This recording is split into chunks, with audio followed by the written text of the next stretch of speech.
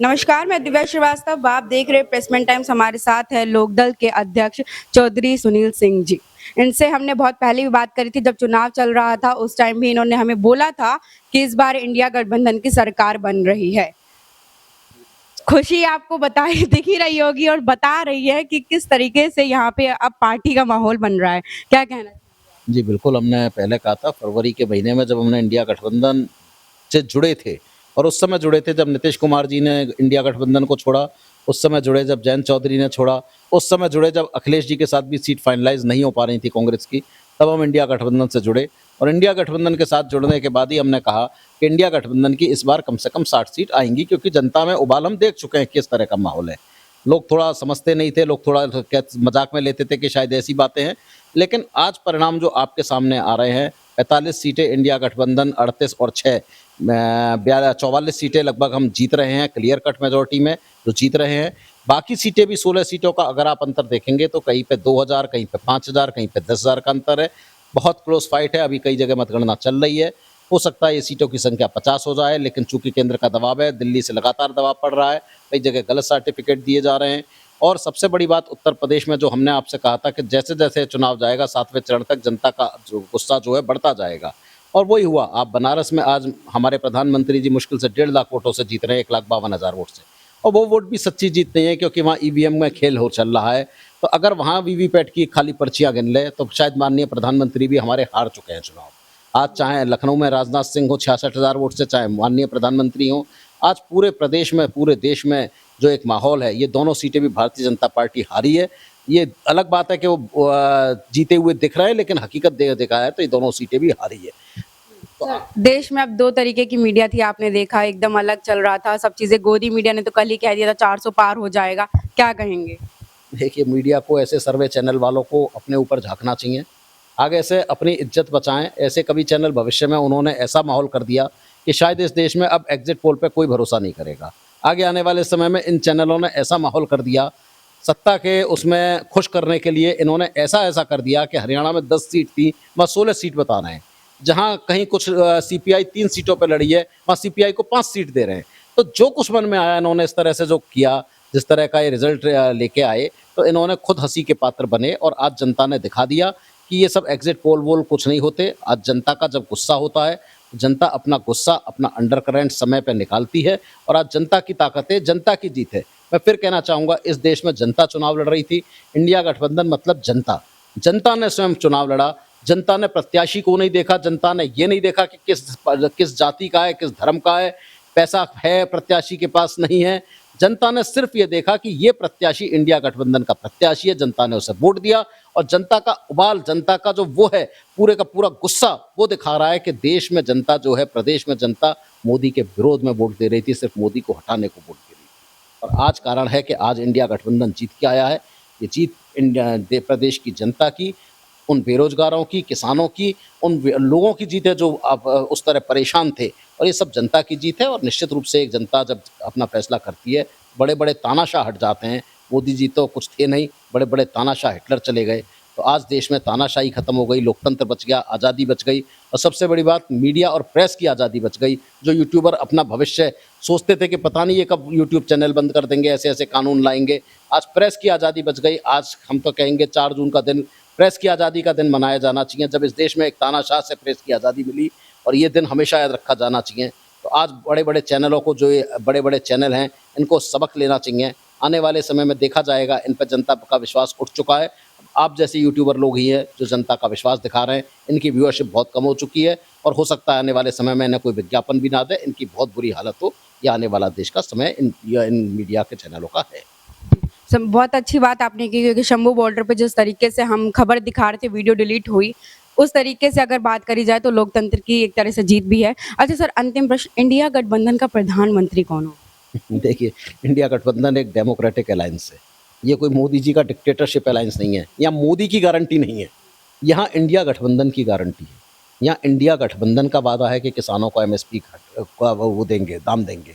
India गठबंधन का दावा है कि किसान का कर्जा माफ़ करेंगे, नौजवान को 1 लाख रुपए साल अप्रेंटिस देंगे, महिलाओं को देंगे। इंडिया गठबंधन का वादा है, या राहुल का वादा नहीं है। यहाँ खड़गे जी का वादा नहीं है, यहाँ अखिलेश यादव का वादा नहीं है, यहाँ इंडिया गठबंधन का वादा है, एक सामूहिक वादा है। और इंडिया गठबंधन जो भी फैसला करता है सामूहिक बैठ के करता है, आपस में बैठ के करता है। इंडिया गठबंधन में बहुत सारे दल हैं, बहुत सारे एलाइज हैं, 28 से ज़्यादा पार्टी हैं, बैठ के फैसला करेंगे, जो कुछ होगा देश हित में करेंगे। अब तक भी देश हित में किया है, आगे भी देश हित में करेंगे। हमें सरकार बनाने की कोई वो नहीं है, लालच नहीं है, सरकार कुछ है ही नहीं। आज सरकार से ऊपर देश बचाने की जरूरत थी, जो इंडिया गठबंधन ने किया, आज देश बचा दिया। सरकार बनाना तो बहुत छोटी बात है, आज मजबूत वो विपक्ष दे दिया कि आज कोई तानाशाही इस देश में तानाशाही नहीं कर सकेगा। आज इतना मजबूत विपक्ष इंडिया गठबंधन का बन चुका है, सरकार बनाना तो बहुत छोटी चीज़ है। ये फैसला इंडिया गठबंधन के नेता बैठ के करेंगे और हमारे साथ बहुत सारे लोग आएंगे, चाहे नीतीश जी हों, चाहे इधर चंद्रबाबू नायडू हों। नीतीश जी का आपने नाम ले दिया, आपको मतलब कंफर्म है कि पलट रहे हैं, वापस आ रहे हैं? ये हमारे ही दल के थे, लोक दल के थे। लोक दल से जनता दल गए, जनता दल से इधर उधर चले गए। उनका खून अगर देखेंगे तो वो लोक दल का ही उनकी उनकी नसों में बहता है। मतलब आप चाह रहे हैं कि वापस आए? वो हमारा ही प्रोडक्ट है, वो हमसे दूर रह ही नहीं सकते।